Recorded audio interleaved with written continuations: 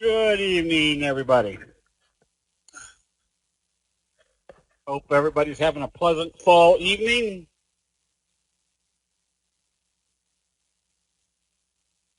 I'm going to do a little bait and switch tonight, or maybe in this case, switch and bait, whatever way. We were supposed to be doing a session tonight on shorting,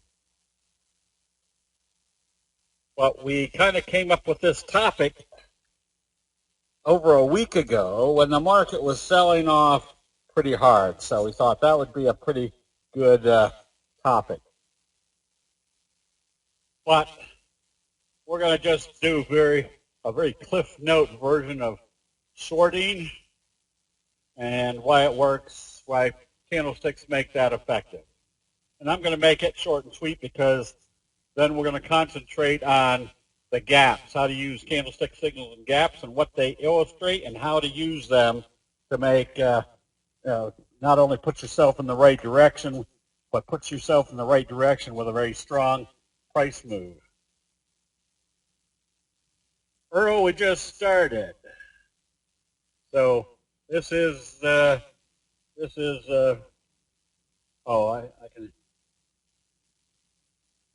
I can stay logged in, but no recording. Earl, this is being recorded. Good switch. All right. So I'm going to do just a cliff note version of shorting, and I think I have a few in the live charts to illustrate. But it's not anything more difficult than if you're long and you're happy, and you see a sell signal and a close below the T line on the Dow. We'll even mark this as the Dow. The first thing you need to do mentally is change your bias. And we're all hoping things keep going up. So one of the hardest things to do is come to that grinding halt and go the other way. So if I've been long, making good profits, and then see a day like this, I've still got that residue positive expectation that we could be going higher.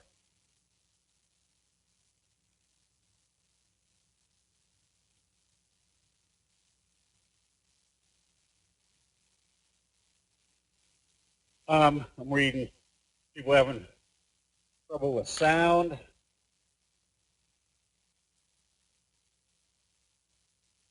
All right. Now I forgot where I was. Oh, so anytime I see potential sell signals, I think about taking profits, and that becomes an individual analysis of I've got 10 positions on, 8 long, 2 shorts, that if I start seeing sell signals, might add another short or 2. But right in this area, I might be 3 short, 7 long. But on this day, I've got to immediately turn my thinking around, saying, all right, if there is selling coming into the market, and that confirmed selling is below the T-line, I've got to start thinking about definitely closing out weak positions and adding short positions. Now that is a mental process, and it's a mental process that I, for years, hadn't figured out for myself, and I was always kind of late to the dance by being in the right place at the right time, whereas if I had just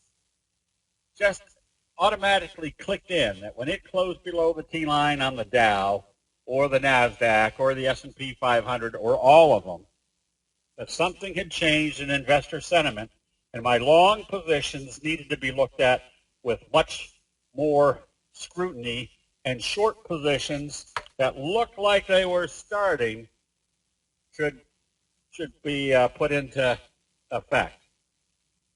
So the bottom line to this Cliff Note version is when you see the indexes closing below the T-line, immediately even if you have to write a little stick-em up on your computer screen saying the probabilities are down, meaning heading down, and you've got to immediately start thinking in that direction. So in something like this with big reversal, would you have caught this down move? Yes, if you were already oriented yourself toward being more toward the short side, you may have covered here and then gone short again. There's your long, there's your Morningstar signal gap up, and there's your short again, saying the probabilities are pretty strong that we're heading back down. Do you check the T-line on the SPY? Yes, all of them. How do I determine which index to use? Keith, the answer to that is use all of them. Because why are we investing in long positions or short positions? We're investing in long positions because we can analyze with a good degree of probability based upon the graphics of candlesticks that we're in an uptrend. How long does it take to analyze the Dow, the Qs, the Russell and the SPY, and the transportation index? All 5 of those charts? Probably the matter of 20 seconds total. And if I can look at a chart like this, say, it looks like they might be bottoming, I can get ready to watch. I can flip to the NASDAQ, same thing, 2-3 seconds, flip to the, and then we'll do that live. So anyways, use all of them. Just because the Dow is up doesn't mean the market is up. There's a very simple strategy for using multiple indexes. If you're in an uptrend, and say hypothetically today the Dow is up and the NASDAQ is down, what is the overall change of investor sentiment? It's not there. Kind of assume the uptrend is still broken. Can you get a jump on entry with the T-line broken on the 15th? Yeah, you can use whatever time frame. That's a whole different, Keith, that's a whole different process. We can do that in a 45-minute training session on how to dramatically improve your trend analysis and your entry and exit strategies based upon the signals, where you are to the T-line and where you are with the stochastics. And I'll try to address it as we go through here. I was in a stock that looked like the Dow, got out after it closed below the T-line, and it immediately went up. I'm trying to learn. Jake will look at that stock also. Now, I'll address that. So, anyways, Cliff Note version. If you see the indexes closing below the T-line, there's only one factor that you want to keep in the back of your mind, and this is a very strong trading rule that you want to always keep there in your mental arsenal. If the indexes close below the T-line, immediately start thinking to the downside. Now, does that mean they couldn't pop it back up? Yep, but that gives you a different strategy. If they came back and closed it back down, the very simple rule. If you see a candlestick sell signal and a close below the T-line, the probabilities are extremely strong. I say extremely strong that you're going to be heading in the downtrend. If you see a candlestick buy signal and a close above the T-line, the probabilities are extremely strong. You're now in an uptrend. And what's the caveat to that? The further away you move from the T-line, the higher the probability it's going to come back and test it. Okay, so let's go to the relevant subject with candlestick signals and gaps. Now, Part of that is based upon where are you in the market. We saw last week we were heading down here after the sell signal. The stochastics in the oversold area. We're probably getting pretty close to the 200-day moving average. Well, we saw on Friday that it did another hammer signal, bounced off the 200-day moving average, stochastics in the oversold area, also hit a bottom of a perceived trend channel. So with that information right there, if you cut the chart off right there, what should be your thought process? I'm in the oversold area. I've got a potential reversal signal bouncing off these support levels. What am I looking for on Monday? Positive trading. Now, positive trading is it opens and starts trading higher. But here's where we go into the definition of gaps. What is a gap? I'll get to the definitions here in a little bit. Let me go through. Back to Keith. I can analyze this chart in a matter of 2 or 3 seconds. I've had a reversal signal trading back up. I can flip to the Dow. I can see this has been a reversal signal trading back up. I can flip to the S&P. And then I can flip to the transportation index and then the Russell. I can do all that in probably less than 20 seconds because we can identify what's happening right here. All right, so what makes this important? These, the 12 major signals. This is your bread and butter for knowing what's going on in investor sentiment. And the reason these are relevant is the Japanese rice traders have spent over 400 years identifying signals that told us that there was going to be a change of investor sentiment.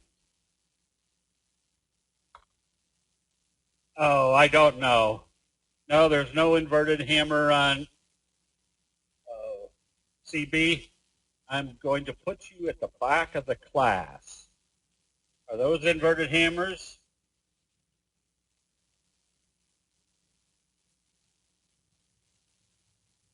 I'll let you answer that. I'll wait patiently for your answer. So these are your 12 major signals. There you go, a hammer signal. What's a, oh, I'll get to an inverted hammer. Okay, so if you take these signals, they're indicating a change of investor sentiment. Now, what makes those high probability reversals? The most powerful high profit, high percentage setups is seeing a candlestick signal followed by a gap. A gap is what the Japanese call a window, and it's where there's space between any of the trading of the previous day's trading and the new day's trading. On a chart, there's that white area. Now, what does that represent? Well, if it's a candlestick buy signal followed by a gap up, that tells you there was a potential reversal, and the reversal is confirmed by enthusiastic buying. And where do we want to be buying? We want to be buying behind a candlestick buy signal that all of a sudden now is being confirmed with the buyer showing enthusiastic buying. Now, what that does for us, or it did for me, was it kind of turned my trading around, and I'll get into what the normal reaction to investing is by most investors. But where do most investors sell? They panic sell at the bottom. Who's usually buying at the bottom? The smart money. And how can we tell that? Because we can see what's happening as far as candlestick reversal signals. So I'll get into that as we go along here. 4 basic gaps. There's a gap at the top. Uptrend, they gap it up. There's a signal at the top, followed by a gap down. There's a signal at the bottom, followed by a gap up. and I've lost it. Oh, there it is. There's a gap down and a signal. Each one of these have very valuable information. Two of them show force. If you see a candlestick buy signal in the oversold area and they gap it up, that tells you exactly what the new investor sentiment is. Correct. A dark cloud opens above any of the previous day's trading and closes back below the halfway point of the previous candle. A piercing signal opens below any of the previous day's trading, not just the body, the trading, and then closes back up above the halfway point of the candle. Okay, so this shows force. Candlestick buy signal, gapping up, force. This shows force. Candlestick potential reversal signal, followed by a gap down, shows selling force. The other two show exhaustion.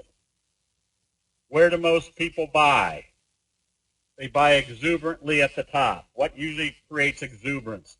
Seeing a gap up in the overbought area and then produces sell signal. Where do most people sell? They panic sell at the bottom.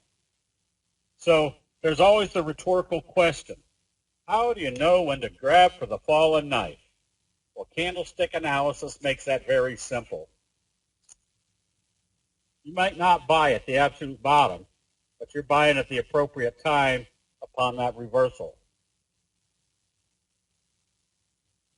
So just think of the logic. If they're gapping up in the overbought condition, where do most people buy? They buy exuberantly at the top.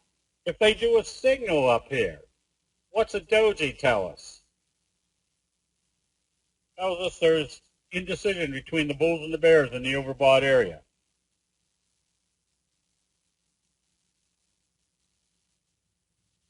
Don't think, Jake, there should be no reason why you're not familiar with the hanging man. Now, to put in a plug,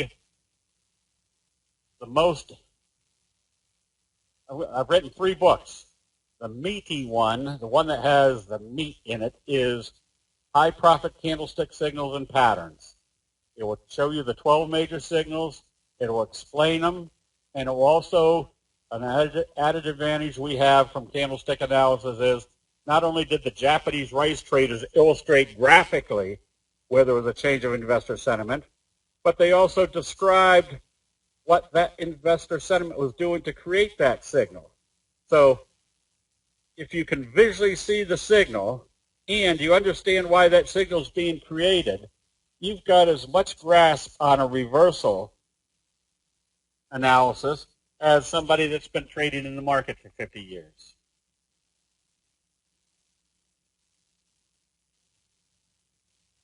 So if we know that each one of these are showing indecision, got the flashcards too, got the mouse pad with the 12 major signals, and the most beautiful piece of art that every American family should have in their living room is a poster.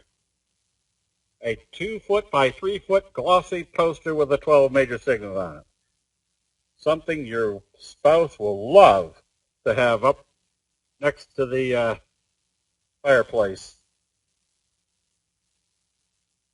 So anyways, if this tells us there's indecision, and they've gapped up and shown this indecision, we know the operator stand by.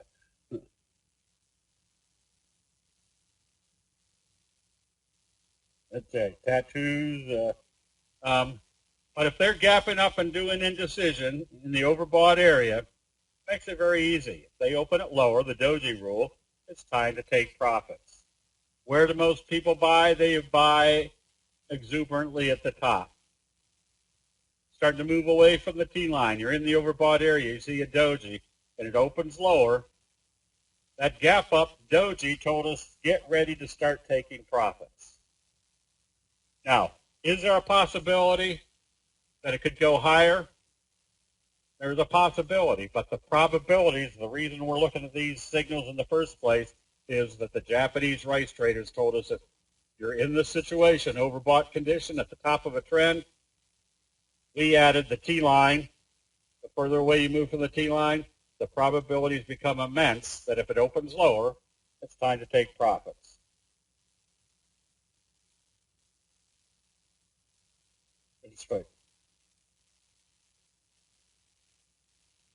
So again, where do most people buy? This was clearly illustrated a couple months ago. We had a bunch of people, and I say a bunch of people, a few guys in the options room. Tesla kept going up, kept going up. There were buy or sell signals, but what was our basic rule? You stayed long as it didn't close below the T-line. Now, what shows exuberance? They start gapping it up. Not real bad. You're still in the trend channel. They start gapping it up and trading it up. Now, what was the message? They're starting to move away from the T-line. They gap it up here. What was the big message? Look how far away we are from the T-line. Where do most people buy? They buy exuberantly at the top. When was it time to take profits? This is very simple candlestick analysis also. You flip to your 10-minute chart. It's staying above the 10-minute T-line. You move your stop up. Trading up, move your stop up. Trading up, move your stop up. Trading up, move your stop up. You're stopped out up here. So you're stopped out up here. And why would you want to get stopped out up here? Because you've already been alerted to the fact that you're that far away from the T-line. They've gapped it up in the overbought condition. Get ready to start taking profits. This is all just simple logic, human nature logic, built into candlestick charts. If I see something like this, you got huge profits. Everybody's saying, where do we take profits? A couple easy methods. Move to your 10-minute chart, or you simply put a stop. If it opened here and traded higher, you simply put a stop at where it opened, because logic says if it comes back down through that level, the sellers are taking control. It's time to take profits. No, there's no percentage. It's just visual. If you can see that's kind of near the T-line, near the T-line, near the T-line, now starting to move away from the T-line. That visual is what you're looking for, not any percentage move. All right, so then if I see that sell signal in the overbought condition, doji rule. Doji Harami, it opens lower, it's time to take profits. Now, we hadn't closed below the T-line, but what was the difference between a sell signal in here and this sell signal? This sell signal was a doji gap down. That gap told you there's a lot more information there. It's time to start taking profits. Anytime I see things rolling over, hopefully I've shorted here, but that gap down told me the selling pressure is immense. You stay short on that position. You see a kicker signal. Remember, a kicker signal has the gap already built into it. Opens here, trades up. Next day it gaps down and goes the opposite direction. That gap is already built in. Even if it opens right at the previous day's open and goes down, it's still gapped down. Sell signals, uptrend, you're still in an uptrend, get a little bit dicey. What's the what's the final nail in the coffin? When they gap down below the T-line after sell signals, that tells you the investor sentiment has gone the other way. So I'm just going through the general gaps here because when we start looking at the live charts, you see why it's so relevant. When you see a gap down in the oversold area, the Japanese rice traders start looking for a buy signal. If you see a sell signal or a reversal signal and a gap up, that tells you they've changed, had indecision followed by a gap up telling you what their decision is. There's your best friend type signal, a doji gap up, and this is what we call convergence analysis. A Doji in the oversold area, stochastic starting to come up. When they gap it up, best friend signal, close above the T-line, breaking this downtrend. What do you do with this one? You stay long as you don't see a sell signal and a close below the T-line. This is what takes your emotions out of your trading. First, identifying the signal, a left-right combo, doji followed by a bullish engulfing in the oversold area right on the 50, and the next day they gap it up. That not only confirms your buy signal, but it tells you the resistance level of the T-line is not resistance anymore. How long do you hold on to this one? So you see a sell signal and a close below the T-line. Left-right combo, gap up. So the reason we go through all these quickly is there's about 18 different signals and patterns that give you extremely high probabilities you're going to be in the right trade at the right time. And not only in the right trade at the right time, but in trades that have excessive upside potential, not just an uptrending stock in an uptrending market, that the percentage return is going to be much greater. So there's two benefits to identifying a signal pattern breakout is the direction and the magnitude of that direction. So here's a simple 2 plus 2. First of all, we got a little Morningstar signal, best friend gap up, kind of a banded baby. Gaps up above the T-line. What does that tell us? We've probably got more upside. What's that tell us about our trend analysis? Wave 1, wave 2, we're starting to J-hook wave 3. What's the magnitude of this wave going to be? Probably the same magnitude as this wave right here. And what instigated it? This little strong gap up best friend signal. What does this tell me? I've got a high probability it's going higher, and now I can kind of analyze what type of signal it's producing. Hammer followed by a gap up. Just high probability results.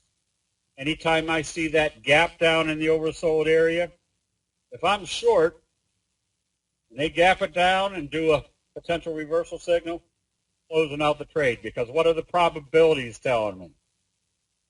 That's the exhaustion. That's where they've gapped it down.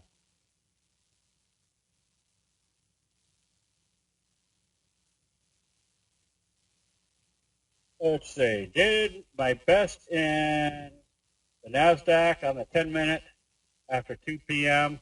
Lost 1,000 to 2,000 in demo. We'll take a look at the NASDAQ 10-minute chart. We'll go to the live charts.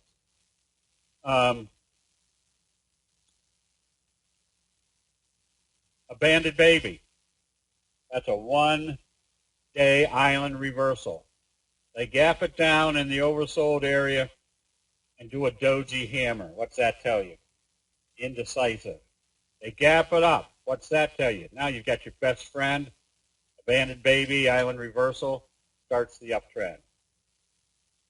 If you've got a sell signal, like a hanging man, there's your hanging man, looks like a hammer, but it's at the top of a trend. They call it a hanging man because the bulls are happy, and then they take it down, and the bulls are nervous, but at the end of the day, they take it back up, and bulls say, shoot, that was a close one, but I sure was nervous. The next day, they open it and start trading it down. The bulls say, shoot, the bears are still here, close out my position. That's usually going to create a downtrend. But if you see that same signal, bearish hanging man, and they gap it down the next day, that tells you not only was there indecision here, but now they've told you there's a lot of force to that new decision. If I was long, I would have closed out the position. If I was short, thinking of going short, when I saw it gapping down the next day after this sell signal below the T line, that's where I would have started going short. That's your inverted hammer. Who is doing it, Dart? That who? An inverted hammer is your shooting star signal, but it's at the bottom of a trend. Same reverse psychology.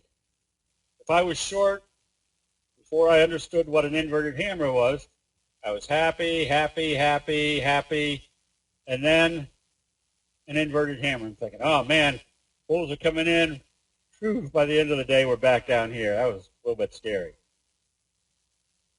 Here's one thing you always want to remember about the inverted hammer, and this is from my analysis, not anything else. That if you see an inverted hammer and it opens positive and trades positive the next day, you have probably a 95% probability or greater that you're going to be in an uptrend. This is one of the most effective reversal signals.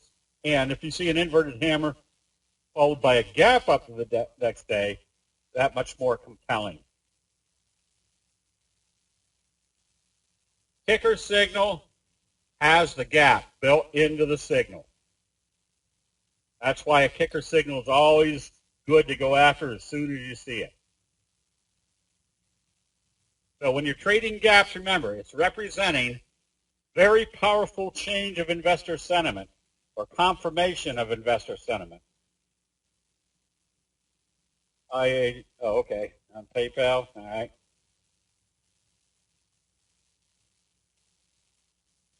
So it's great for identifying the panic selling at the bottom or the exuberant buying at the top. It's also good for identifying when a pattern like our fry pan bottom is breaking out. If they're gapping up out of the fry pan bottom, that tells you that's where that exuberant buying is coming in, getting ready to start the next strong price move. Same scenario on the dumpling top. There, gap down. That's where this hard selling starts.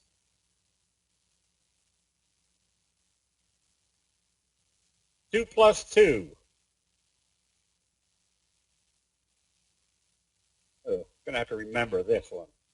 2 plus 2. There's your fry pan bottom breakout. There's your J-hook pattern.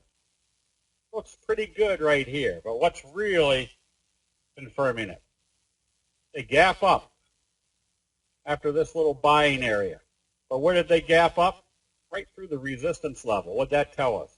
Wave 3 is going to be the same as wave 1. All right, so back to the approximately 18 signals and patterns confirmation or combinations, which we call the top rank signals and patterns. There's 18 that are excellent. But a lot of people say, shoot, I can't remember all those. You don't have to remember all those. You pick out 3 or 4, and you learn them extremely well, meaning where they're setting up, what they're telling you, where the breakout is, how long do you stay in it, when do you get out.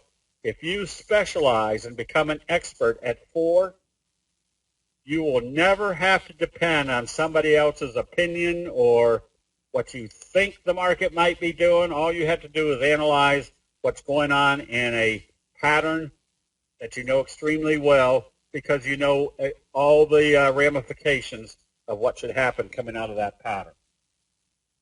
So that's why gaps have very important implications.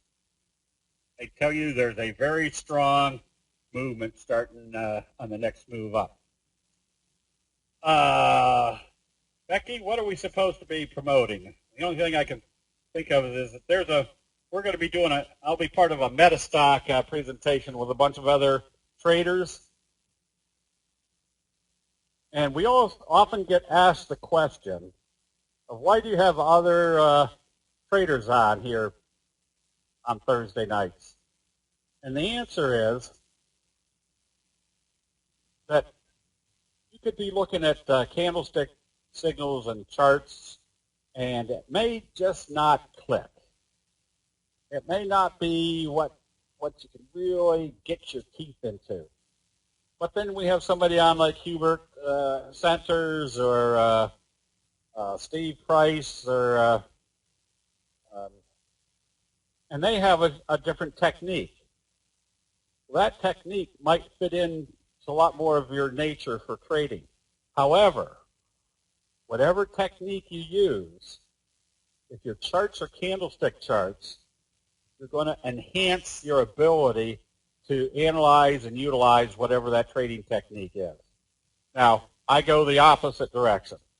My number one criteria is the candlestick charts. And then I can add anything to the chart that kind of confirms or helps confirm those chart movements. Gaps can be both. Mostly they're reversals. Very rarely are they continuation other than when they're breaking out through a specific level. So, for example, if we're in the oversold area and the Dow is down here doing a hammer doji, what's our simple rule of a doji? It's going to move in the direction how they open after the doji. Not only did they open it positive, but they gapped it up. So if we see a doji in the oversold area and they gap it up, what is that? That is your best friend. We call it your best friend because not only is the probabilities you're going higher, but the probabilities are that you're going higher with a lot of strength. That's telling you they're coming out of the chute with a lot of enthusiasm.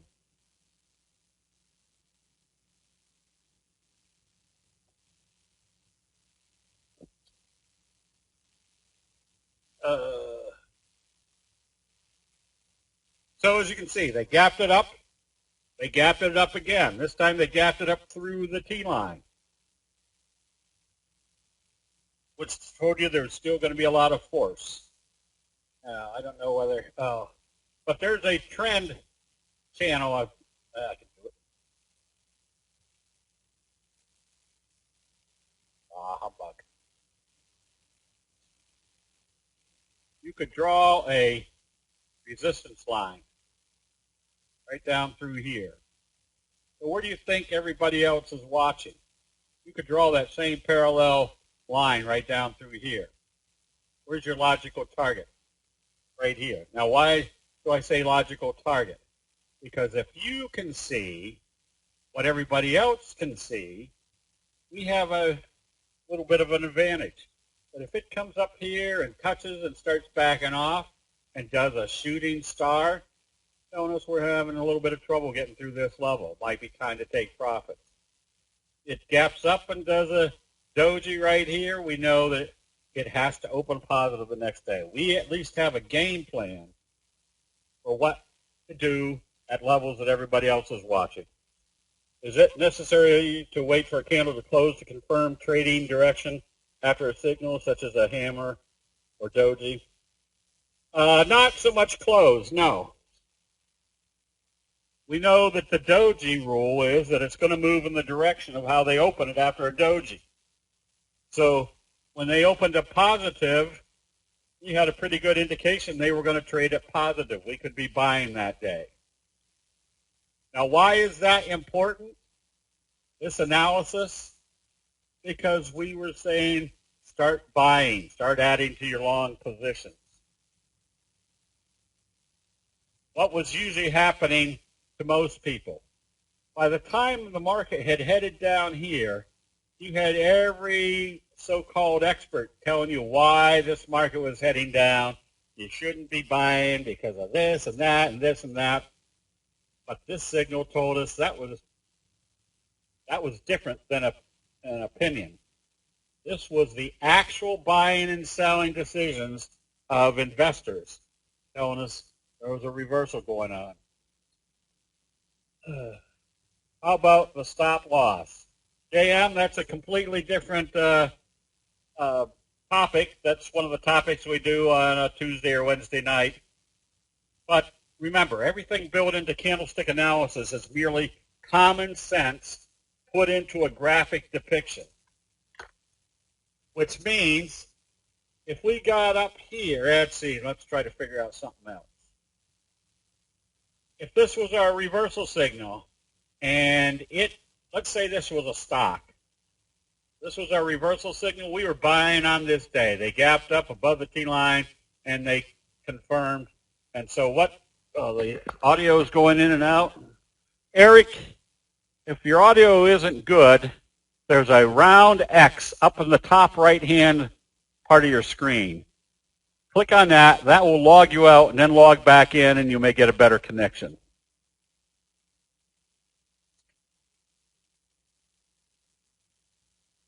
So what was I saying? Oh, so it's very simple. If this opened positive and traded positive, what was it telling us? It was telling us it was confirming the bulls were in control. What was the indication the bulls were in control? Number one, it was confirming our buy signal, the Morningstar signal. And two, it was trading above and going to close above the T-line. What's our basic rule of a reversal? We want to see a buy signal and a close above the T-line to tell us we're in an uptrend. Bought this right here, saying up, they're moving it up, and it trades up here. Where's my stop? Logic says, I sound like Santa. Speaking of which, let me finish my one thought. Speaking of which, no, that was the thought I was trying to get away from. Where's the logical place to tell me the bulls aren't in control?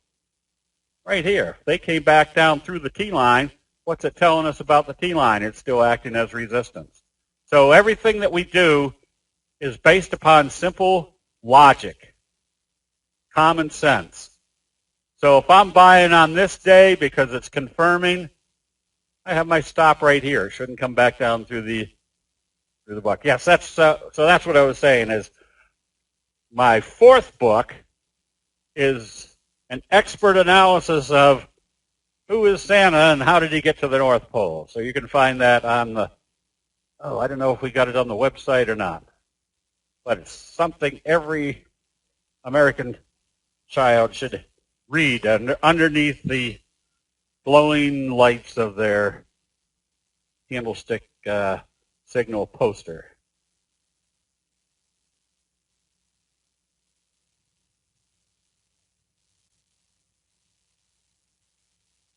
See, now I've proven I've written a get in for your wife. Okay.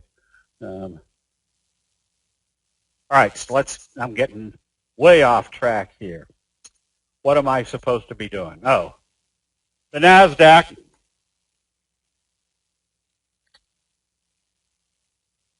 I don't know what that is.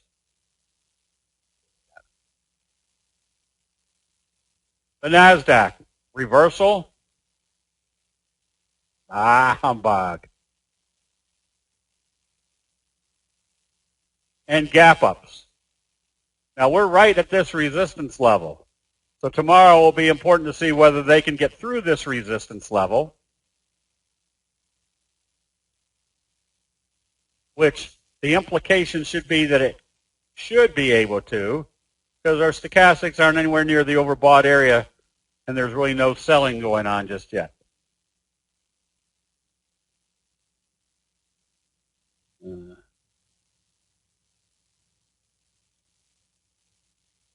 Okay, let's take a gander then. You are trading off your 10-minute chart.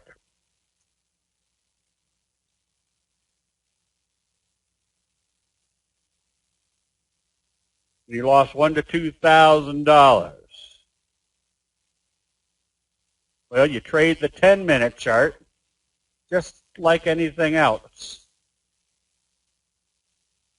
May not be buying. I have discovered that if you see an uptrend, uptrend, uptrend, you sell on the first signs of selling. Because that's usually where the bulls and the bears have found equilibrium. So really wouldn't have done anything until right here.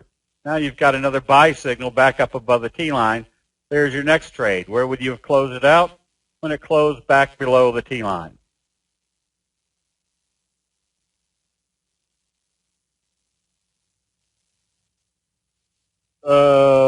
If you were looking at the SPY, kind of the same scenario. Once it did the initial move today, look where it traded. Just kind of traded sideways after that. That's the 10-minute chart. So you can see there wasn't a whole lot of movement after the after the open today. All right, so gaps. Ooh, Jake, you were saying you stopped out of this one or got out? That was the likely thing to do. But what pattern can you see setting up? You lost that much money on one? Oh, you were playing the Qs?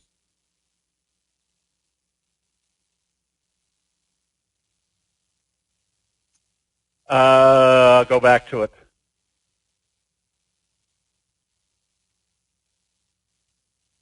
But you can see the pattern setting up on this one, Jake. Should have gotten out somewhere in here, taking profits. There was your bullish harami. What's a bullish harami tell you? The selling has stopped. Then what do they have following that? There's your bullish doji sandwich. What pattern is it setting up? There's your J-hook or your classic pattern, the fry pan bottom, strong price move followed by a J-hook pattern. What's this expected move if it breaks out? Wave 1, wave 3. What were you trading? Were you trading the Qs today?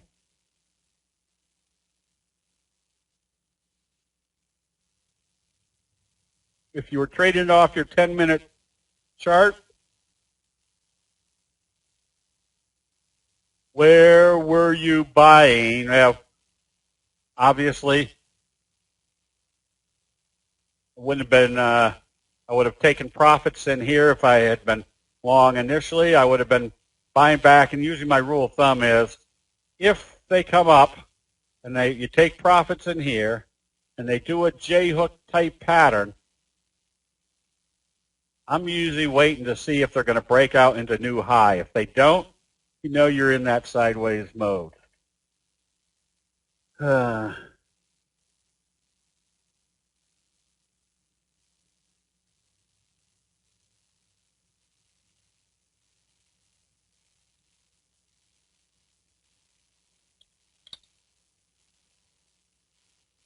You got out at 15.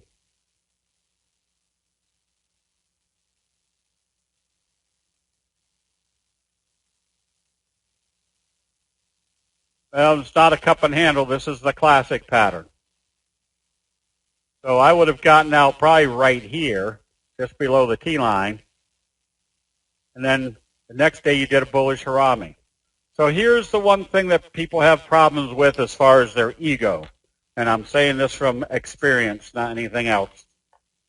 That if I close this out here, before candlesticks came along and I saw it going back up, I wasn't going to buy back in because they weren't going to trick me.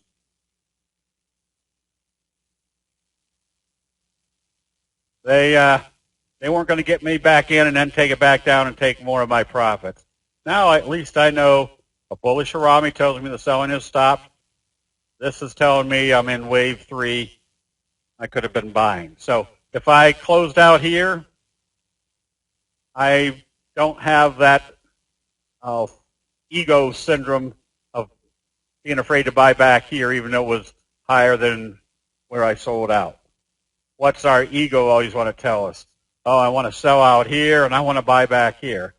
That doesn't happen all the time.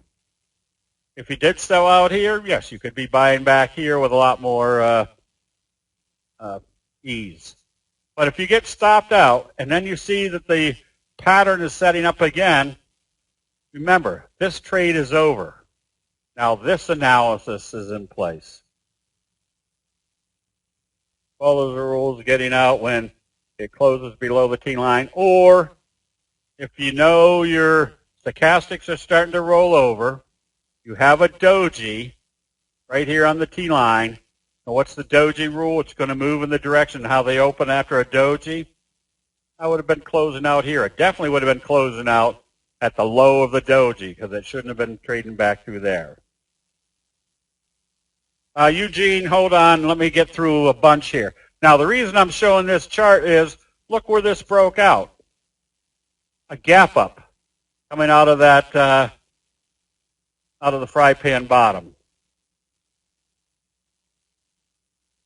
Would you not be out during the day on the candle before the doji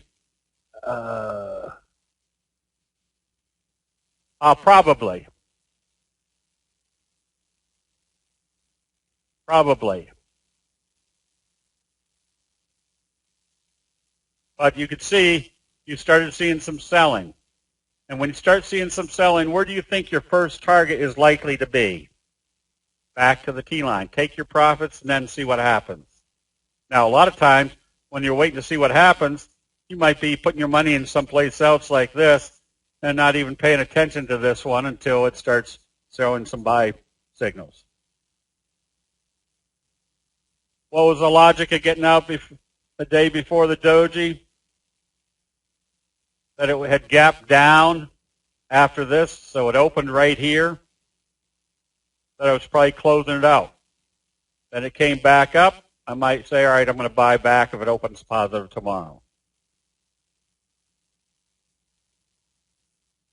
Now, that's also a function, too, of what was the market doing on these days. Well, if the market was doing this, and this was occurring, yeah, you're probably saying, all right, let's get out. Market selling off. Trading too big. Will, that's another thing that I do. Everything I do is based on keeping my emotions out of my trading. So that's why every trade I do is equal dollar amount, because now it doesn't become my favorite. It becomes just one unit of my portfolio. Okay. So the logic, or what I was trying to show on this one was, look at the gap right here, starting the breakout. Lithium, look at the gap up over here, starting the first strong price move. Now, these are all trades we're kind of familiar with right now because we're in some of them. NEO, look at the doji best friend gap up. Look at the doji best friend gap up. Putting us in the right direction at the right time, and with the additional analysis, they weren't closing below the T-line.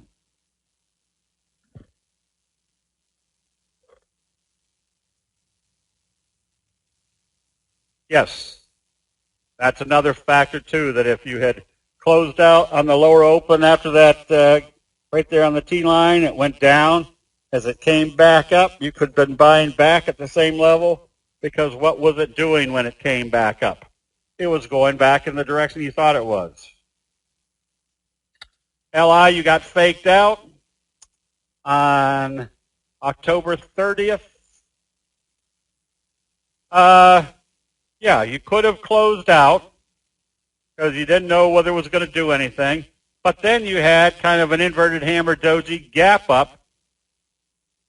You could see the pattern setting up. You could have been buying then. So don't let your ego get in front of your investment decision. If I had bought on this day and it closed here and I closed it out, I wouldn't say, man, it tricked me. When I saw it opening positive the next day, what was it telling me? That this pattern was still in effect. Maybe I bought here and closed here, but I'm buying back here because it's still doing what I thought the pattern should have been doing.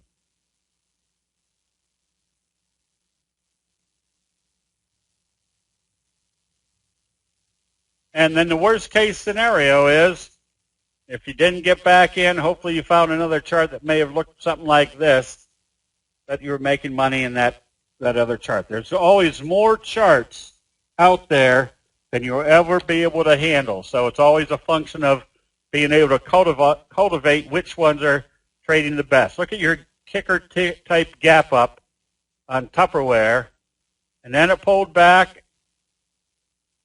So this gap up told us there's a brand new analysis, a brand new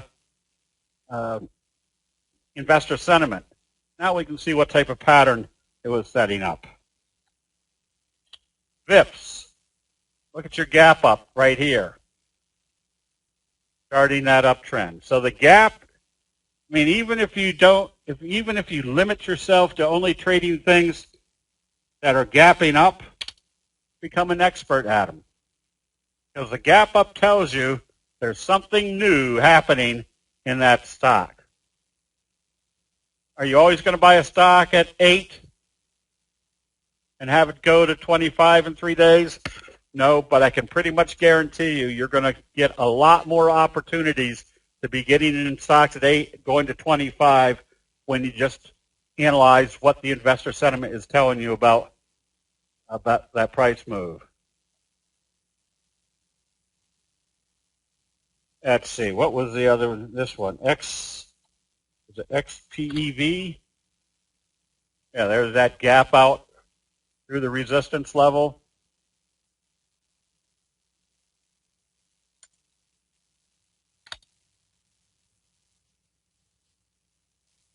UPWK, gap up, best friend. Now, if you become an expert at this, you know exactly what to do. If it opens positive, there's a good likelihood it's going to trade as a 45 degree.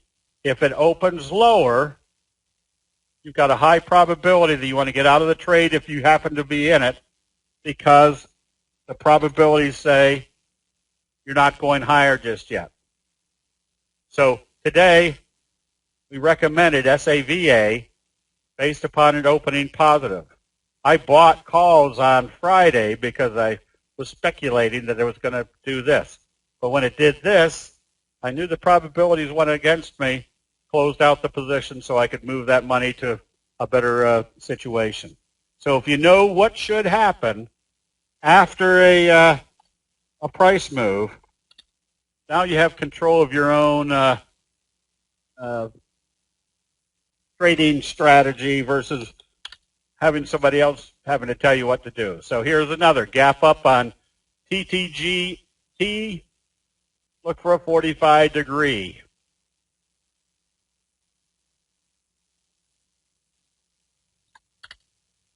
That's not what I wanted. This is a move created by your gap up kicker signal. What is too far away from the T-line? That's what you want to become an expert at. I can't remember. What should you expect? Maybe a 45 degree, which allows the T-line to start catching up. So there's a couple of different factors.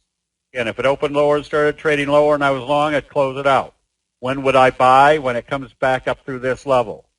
These are all simple trading rules that you can use, but instead of having somebody explain it to you each time, learn what happens based upon how it opens. If it opened lower, you close it out. If it opens positive, you can expect a 45 degree. Is there a class on how to set your candlestick scan patterns? We tried that, Bobby, and Thinkorswim has got a very good trading platform. But like all trading platforms, their money is made on the trades, not so much on their techniques for scans. Now, we do have some people in the chat room that I could track down to see if they could give a lesson. I tried doing it a couple of times. I don't use the scans on Thinkorswim just because I've got my scans set up on TC2000 and Metastock that I can use much easier, and I've been using them for years. But I finally came to the conclusion that the simplicity of a Metastock or a TC2000 to pay $37 a month or $45 or whatever the fees are now is much more inexpensive than trying to constantly set up your scans on Thinkorswim that aren't always the best scanning techniques. It's much more or much less user-friendly.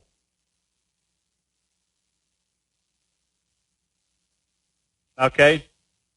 We can do maybe on a Saturday when it's cold and rainy, sleety, snowy, do a kind of a brainstorming session. We've tried a couple of those, and it's just Now, I'm not a good teacher at that because I don't use it, and I'm having to experiment. So I'll see if I can track down some people that have already got their scan set up, that we may have them do a training session. Steve, hold on. I will get to that one, and yeah, I've got a bunch here. Okay, I'll try to speed up some.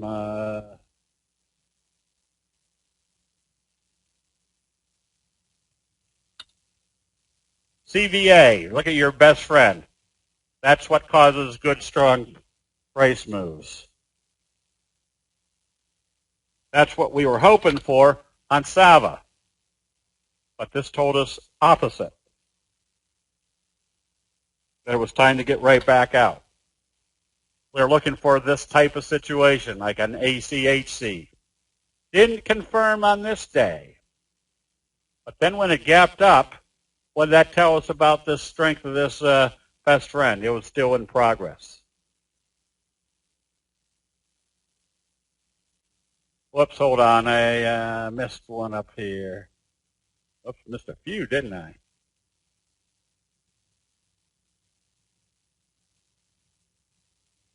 I wonder if we could. I've talked to a couple people that Thinkorswim to see if they might come on. I just don't get any feedback from them. That's right. The electronic vehicle is a good place not only for short-term trading, but maybe for long-term holds. If you have a trade that is above the T-line, but it is a fry pan bottom, how long do you hold before you look for another trade? You have a % gain to think about.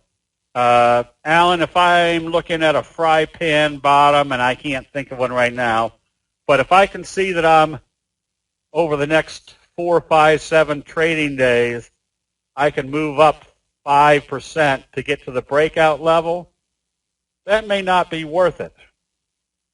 Now, if I can look and see, well, it moves up 12, 14% to get to the breakout level, that's worth trading it to get to that level. Otherwise, I'll just wait till it gets to that breakout level and then buy it, knowing there's probably going to be a much bigger % price move after the breakout. So if I'm in a fry pan bottom, I have a very simple rule. You just stay long.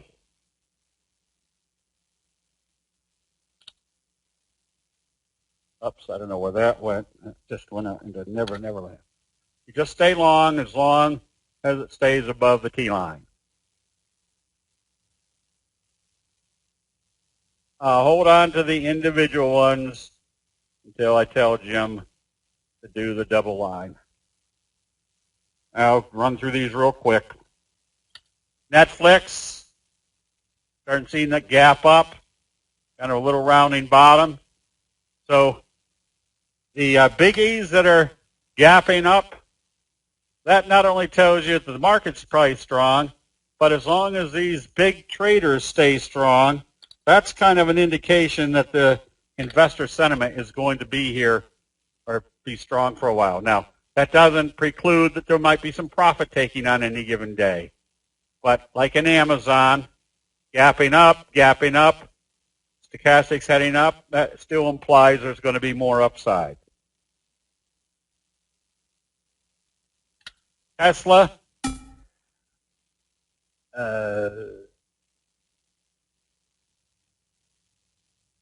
Tesla, little gap up, and then kind of a trend kicker telling you that there's still strength in this one.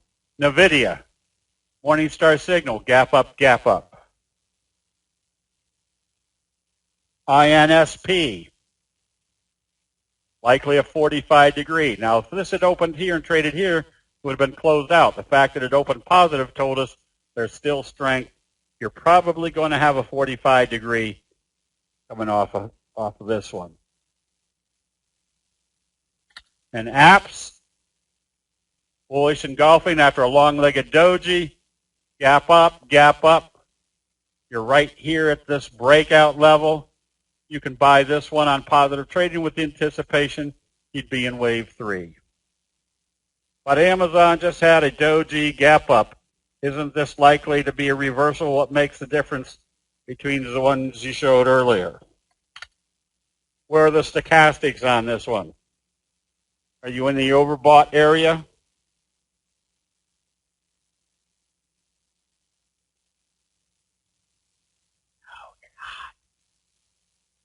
No. If this had done this and your stochastics were up here, that's a different story.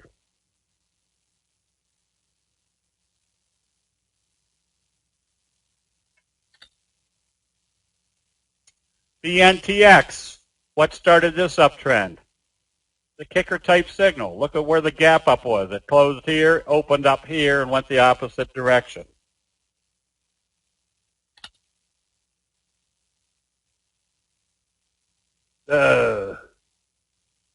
Not a true kicker signal.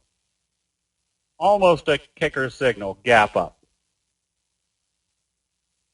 Yes, stochastics are 12.33. That's nothing set in stone. I'm a swing trader, which means my trades are usually going to last anywhere from 2 to 10 trading days.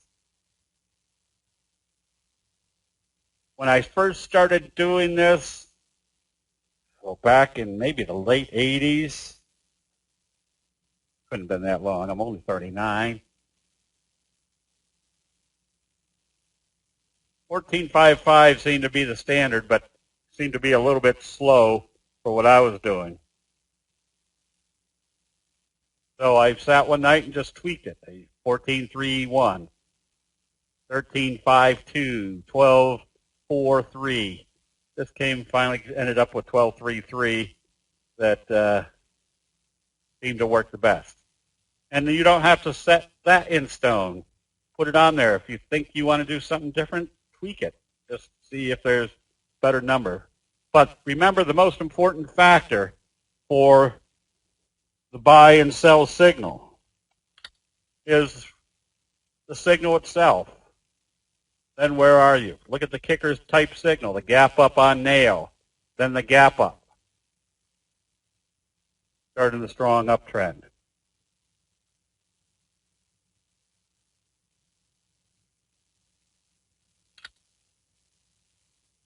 So notice the little gap ups on blink.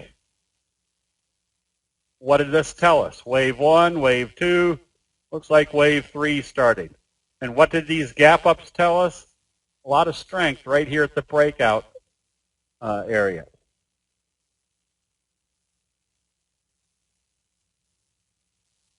Let's see.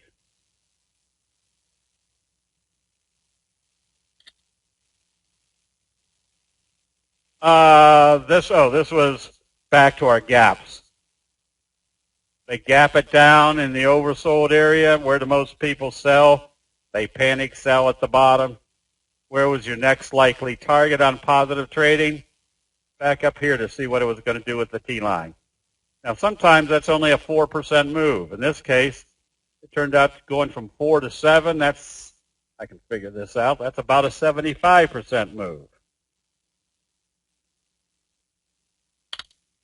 You've got the potential of a doji sandwich, but I wouldn't make that the priority. A doji sandwich is usually a candle and then a doji right in here. This just happened to be a gap up doji. But it still has the same implications using the doji rule. The price is usually going to move in the direction of how they open it after the doji.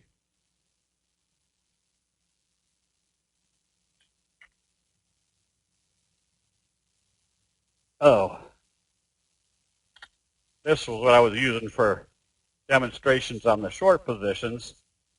But if you see selling and gap down, or if you see a close below the T-line, just very simple logic. The probabilities are extremely strong that you're in a downtrend until you see a buy signal and a close back up above the T-line. So if you can see that the T-line is a major factor, uptrend, uptrend, J-hook pattern, uptrend, uptrend, staying above the T-line until when? You see a sell signal and a close below the T-line, that's where you start taking your profits. Or if you see it selling down, you put your stop just below the T-line. Because logic says after all that time that it's traded up above the T-line and couldn't get below it, if they're able to come down below it, there's been a change of investor sentiment. And why would there be more of a change of investor sentiment? Because you've been in an overbought area for quite a while. Probably somebody's going to likely start taking profits. So somebody was asking about DKNG. What is your signal here? What's your Morningstar signal followed by a doji sandwich? Your morning sandwich, your McMuffin. And what's the implication here? First of all, a Morningstar signal is one of your 12 major signals. We know that if it confirms, there's probably more upside. What's your doji sandwich tell you? There's probably more upside. So you got a Morningstar signal followed by a doji sandwich, both implying more upside. That becomes a very strong buy signal. PEIX didn't do a buy signal.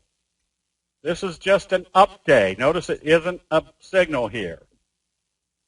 So the logic is you could buy it, but right now there are dozens and dozens of charts out there that have strong buy signals. Why go with something that doesn't have the probabilities? Remember, if this was a good reversal signal, the Japanese rice traders would have told us. It would have given us a name. And it doesn't. So that you've got to just kind of assume that if there was something relevant about that signal type formation, the Japanese rice traders would have told us what it was. Yes, and the other one was HYLN,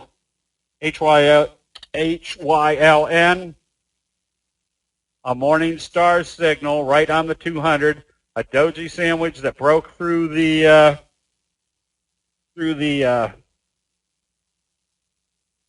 T-line. Now that's telling you there's probably going to be more upside. Where? Maybe there, maybe there. Maybe you throw your Fibonacci retracement numbers on. Not that we're using those. We're just seeing what everybody else might be watching.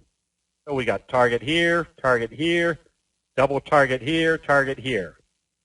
We're not saying that's where it's going. We're just watching to see what type of signals we get when we get there. It would have been, yeah, Mike, at least a bullish engulfing signal, yes. So you can use the signals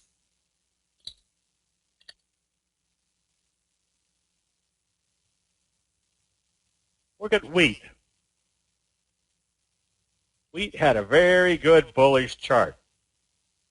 So soybeans today, oh, it's up $5 after hours, but it had a very strong chart. It was up like 17 cents today. So wheat was up 15 cents. But look what happened. It sold off. So if it's up here and you're thinking, well, should I be buying? That's where trading off the 10-minute chart says, up, having trouble. Whoops, now they close below the T-line. All right, so they're backing off. So I can short it. How safe can I be shorting it? Look what it didn't do the whole way down. It couldn't close up above the T-line until down here. So you could have been short all day long and then covered it right here and made a very good trade using the 10-minute chart. So if you're trading intraday, no matter what you're trading, here's crude oil. Crude oil is, here's crude oil. Look what it did on the 10-minute chart. You can see that it was failing up here. You could have been short this one for a good while. So the candlestick signals work on any time frame. I think that's about all I got. So the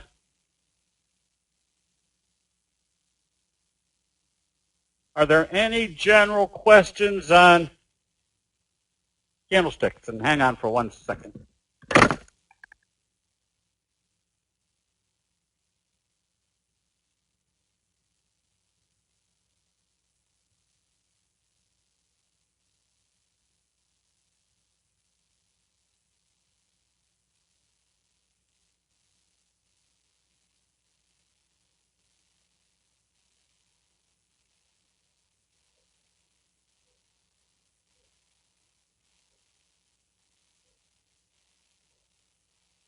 Okay, sorry about that. I had to refresh my whistle weather.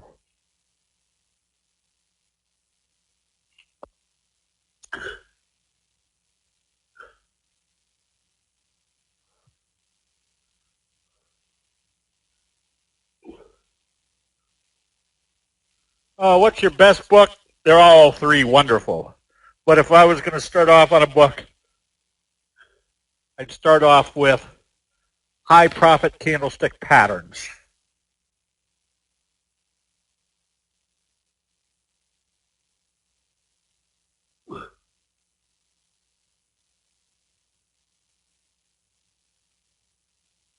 Alex, I can't list them all.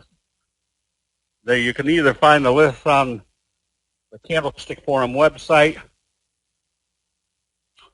or a good place to ask is during the chat room during the day.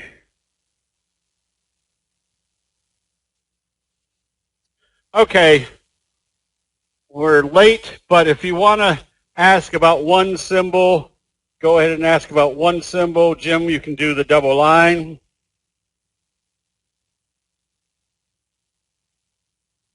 And then 3.2 seconds, do the next double line.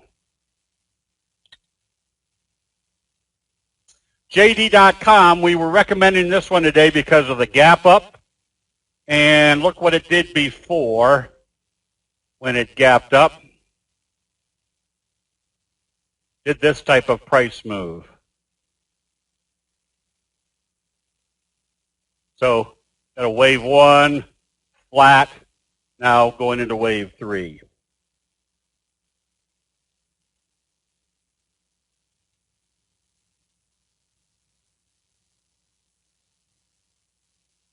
Whoops, where did this, there we go, way up here.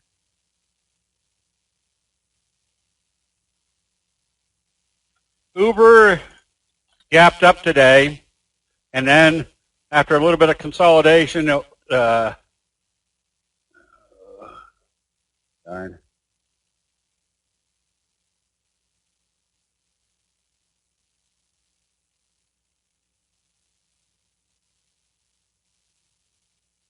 It started trading positive, look for a 45 degree.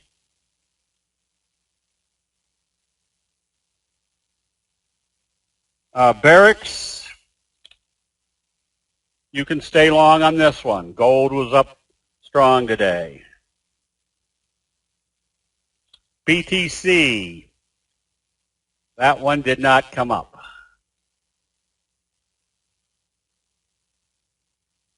XLE, nothing wildly exciting on this one. This is the energy sector, kind of flat today. You're still in this downtrend. AUPH,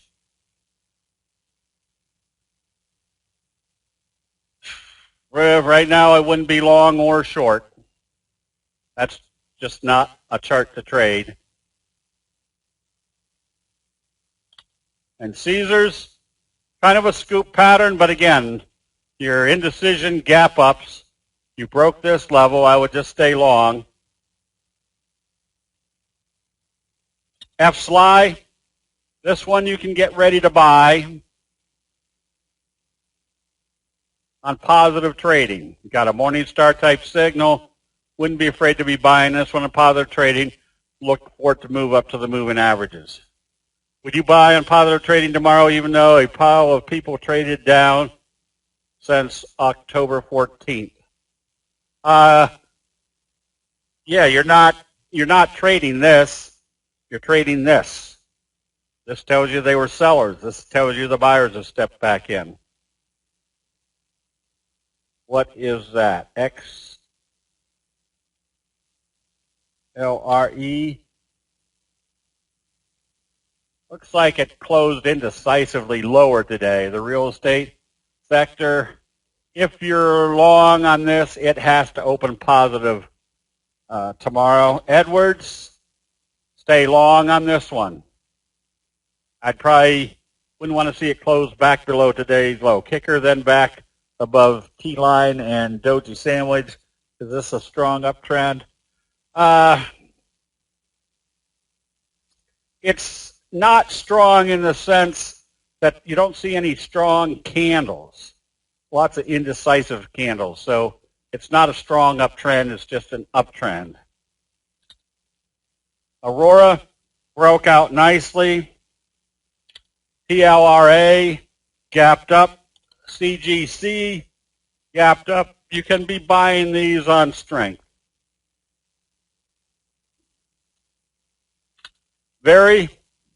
You can stay long.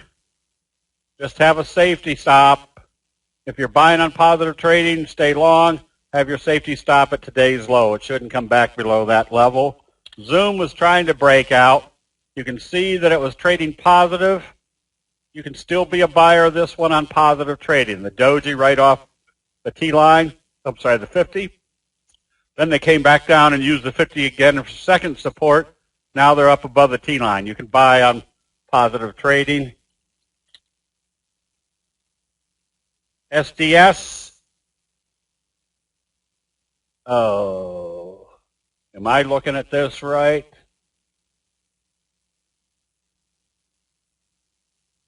Buy on positive open. No. You're below the T-line. Your stochastics are heading down. This is the short, the S&P, which means the S&P is still trading positive. Nothing yet to tell you want to be buying this one.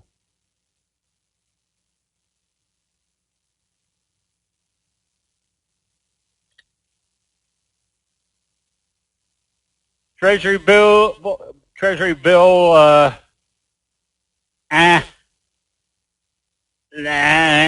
that's a nothing chart. Yeah, I don't know what to tell you there.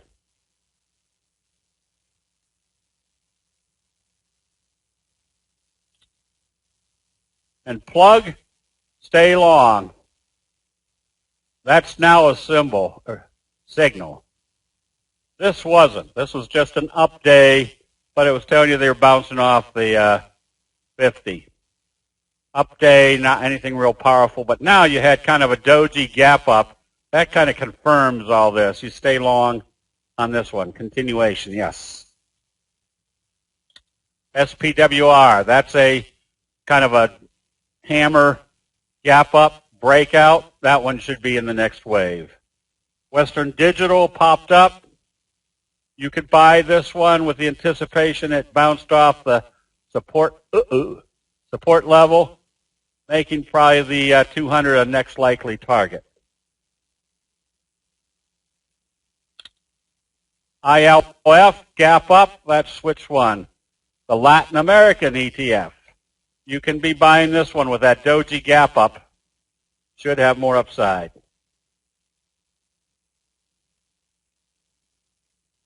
Apron, you can buy this one also. Bullish engulfing signal.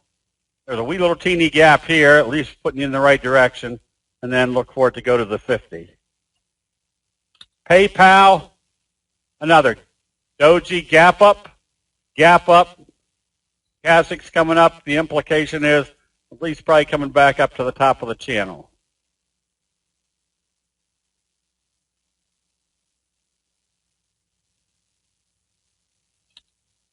Ballard, stay long. Boston Scientific. That was not a good day. If you're long on this one, it has to open positive tomorrow. If it opens lower, close it out. Not a very good chart.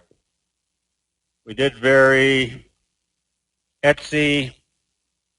Stay long. You can still be buying this one after a doji sandwich. Net, you can buy this one on positive trading tomorrow. Marna, nothing wildly exciting. You can buy this one on positive trading. Bullish engulfing right here off the 50. You don't have a buy signal, but you have a buy combination. There is your buy signal down here.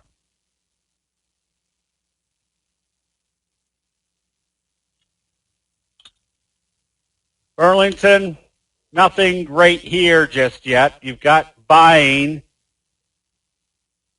If I was buying this one, I'd wait for it to come up through the 200.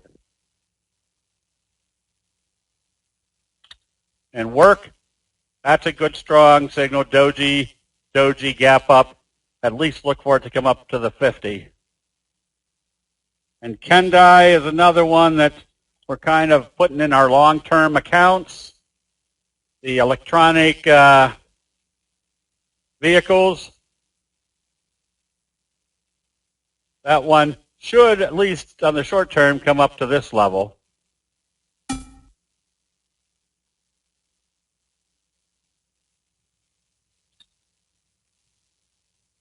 ERBB, that's not coming up.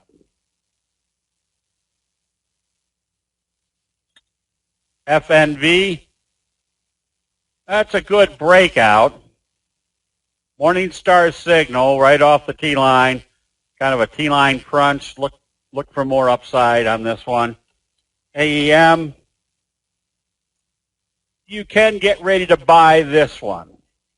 Kind of a trend kicker today, not a very strong one, but I'd be more apt to buy this one on positive trading. Looks like it's just now breaking this downtrend. Agilent, to hold or close. To age, hold, close. I would stay long. I'd probably use today's low. Well, maybe yesterday's close, because it could come down and test the 3T line, but not really be selling.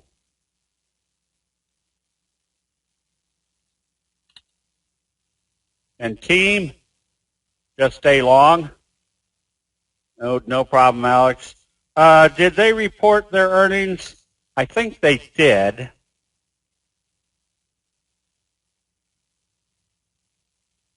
Anyways, let's see if I can see where.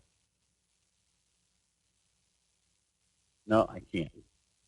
TPIC. Hitting 35, asking 40, so it's not really telling us anything.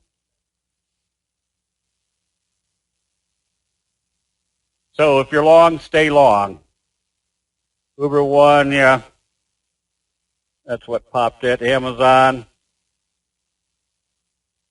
if it makes a bearish left-right combo tomorrow but stays above the T-line, is it telling you to close longs, or would you say it's less relevant because we're in an uptrend with stochastics coming up? That's a big combination. If I saw a left-right combo and I saw the market turn around and started heading south, then I might go ahead and close it out. GBTC,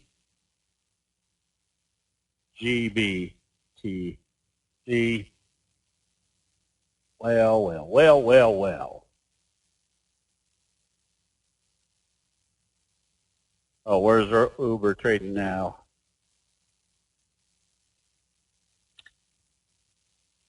And NOX, you can get ready to buy this one, especially if it comes up through the T-line. GBTC. For some reason, it's not coming up.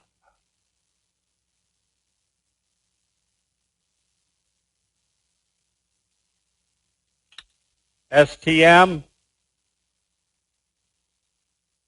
You can stay long.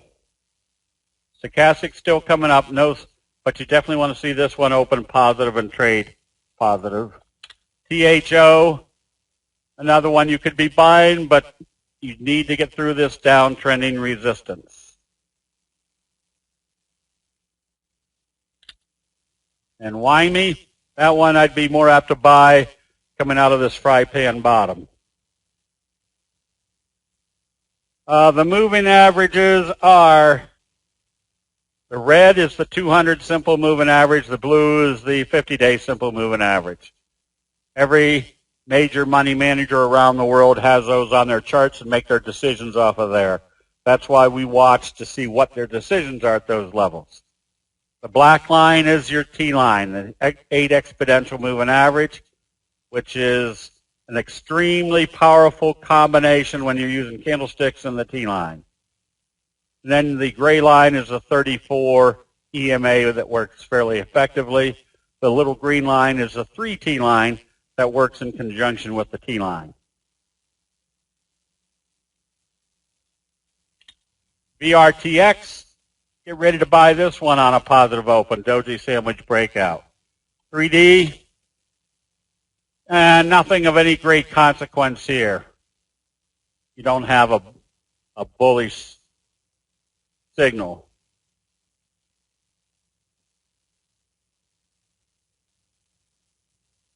Is 40.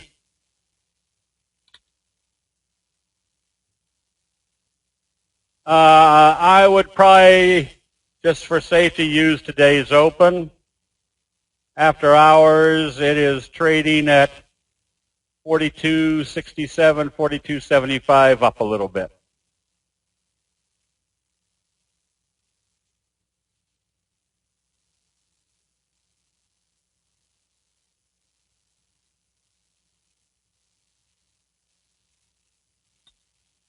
Oh, Nikola, nothing of any real great consequence. You're in a downtrend. I wouldn't be buying this unless you see something telling you there was a very strong reversal. Tupperware, yes, you can buy this J-hook on positive trading. QCOM already took off. Look for a 45 degree on positive trading from here. The Qs are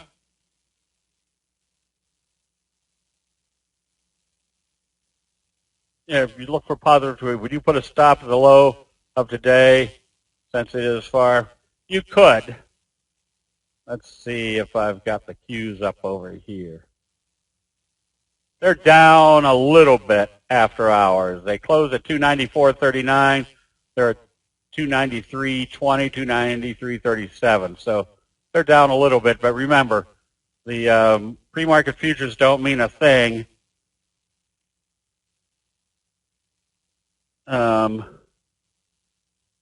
until about 7 minutes before the market opens. Kendai is just one of those that is in the category of the electronic vehicle, which probably is going to have a lot more upside now that a lot of these vehicles are actually in production.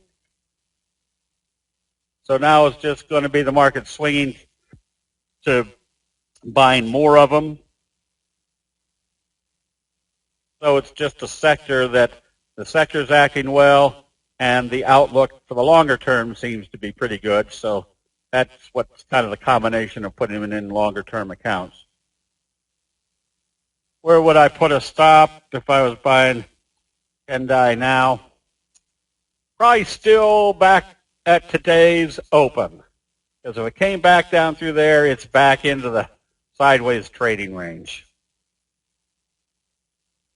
Will you hold your long EVs through earnings? Again, that will depend on what the charts look like going into the close of the day where they're about ready to announce earnings. Work, you can buy this one with the expectation you're going to head to the 50.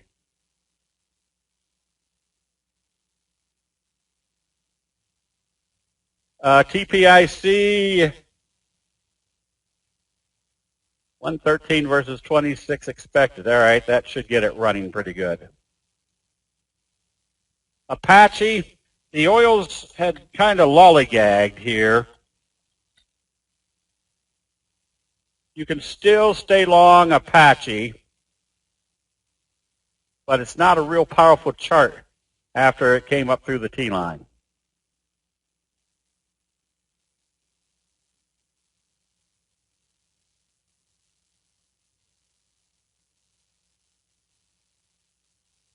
When is extended chart like NEO? We don't know. But so what the rationale is the further away you're moving from the T-line, the more you get ready to take profits. Now, I've probably sold 3/4 of my position because I had huge profits, and we're starting to move away from the T-line, starting to show exuberance. And the Japanese rice traders say sell 1/4, your last quarter of your rice bags of rice after the peak, which means you should be selling up into that peak. Now, let's see. This one you can buy on positive trading. On something like NEO, I had calls and had big, huge profits in the calls. Now, is this one of those that could continue to go right up further? Well, the way I would protect that would be if I thought this was still going higher. Let me pull up. I'd sell out my calls, but maybe I'd go to the November calls, and I would buy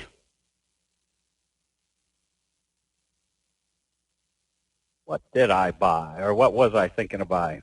But if I close out the last of my calls tomorrow, and I still think it could go higher, maybe I buy a 45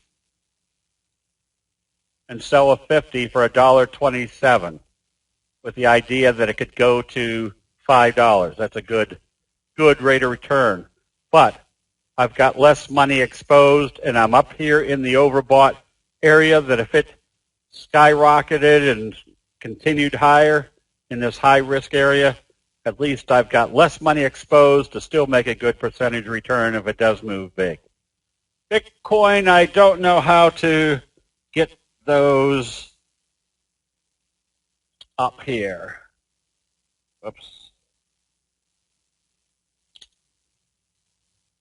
Well, this is not working like I thought it should. Let's see, that's Riot. I forget what the other Bitcoins were. Yeah, I don't know whether that will come up over here or not. BTC/USD.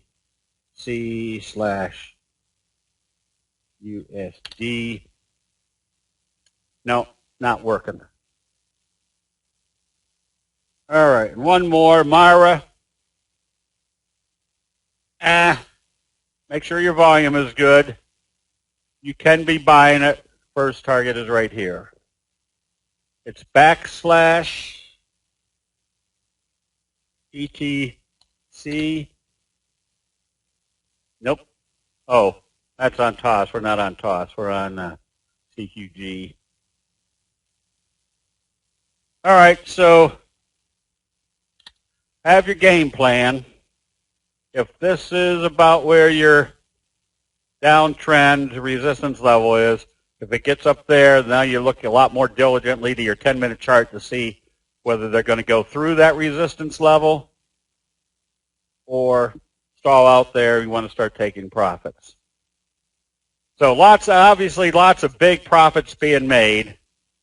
So, but observe the obvious. Where are other people going to start taking profits?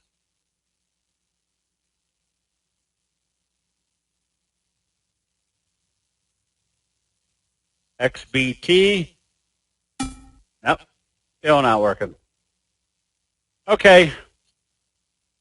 Thank you, everybody. Becky, if you could put the password back to normal. We'll see everybody bright and early tomorrow in the chat room. We'll see you then.